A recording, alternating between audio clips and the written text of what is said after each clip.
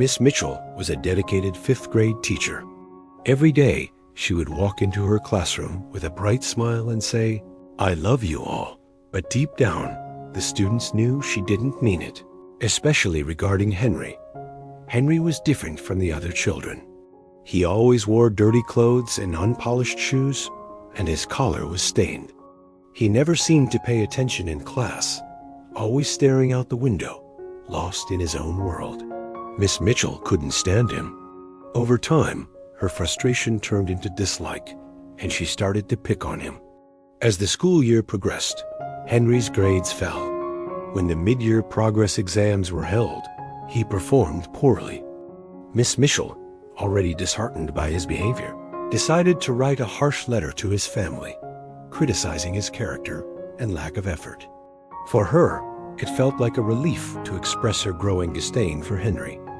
Before sending the report home, the school required it to be reviewed by the headmaster. When he read Miss Mitchell's letter, he was concerned. There wasn't a single positive remark about Henry. He called Miss Mitchell into his office. "Miss Mitchell," he began gently, "you haven't mentioned anything good about Henry. Please find something positive to say." Miss Mitchell defended herself. "Sir, I've written exactly how Henry is. There's nothing good to mention." The headmaster thought for a moment, then instructed a staff member to place Henry's old progress reports on Miss Mitchell's desk. The next day, Miss Mitchell arrived at school to find Henry's previous reports on her desk. Curiosity got the better of her, and she began to read. In his third-grade report, it was noted that Henry was once a bright, intelligent, and wise student. As she read his fourth-grade report, her eyes widened.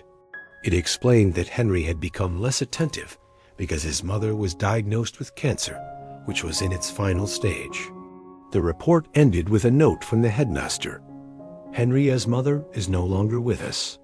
We, as teachers, must work together to keep the light in Henry's life from going out." Tears welled up in Miss Mitchell's eyes. She realized she had been blind to the pain and struggle Henry was going through. She felt a deep sense of regret and sorrow for the way she had treated him. That day, when she entered the classroom, she said, "I love you all," but this time it was different. Her words were genuine, especially when she looked at Henry. From that moment on, she paid special attention to him, guiding him in his studies and offering him the care and support he so desperately needed. When the final exams came, Henry surprised everyone by topping the class. The school only went up to the 5th grade, so it was time for the students to move on to a new school. During the farewell ceremony, students presented gifts to their teachers.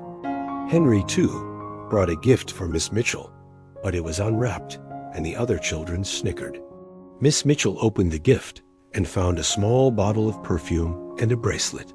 Without hesitation, she put on the bracelet and sprayed some perfume on her wrist. Henry approached her, stuttering, "Miss Mitchell, today you smell like my mother." Overcome with emotion, Miss Mitchell hugged Henry tightly. "I pray that you become a great and successful man in life, but never forget your adopted mother," she whispered. Years passed, and Henry continued to send letters to Miss Mitchell after each academic milestone, always expressing his gratitude and love for her. Then, one day, long after Miss Mitchell had retired, she received a wedding invitation from Dr. Henry, enclosed with a plane ticket. Miss Mitchell attended the wedding, where Henry introduced her to everyone as his mother. With tears in her eyes, Miss Mitchell realized the profound impact she had on Henry's life, and they embraced, both crying tears of joy. The moral of the story is that it is important to look beyond a person's outward behavior and appearance to understand their inner struggles and challenges. Compassion, empathy, and kindness can transform lives, and as a teacher, one has the power to profoundly impact a student's future. The story also teaches that understanding and love can heal wounds and build lasting bonds.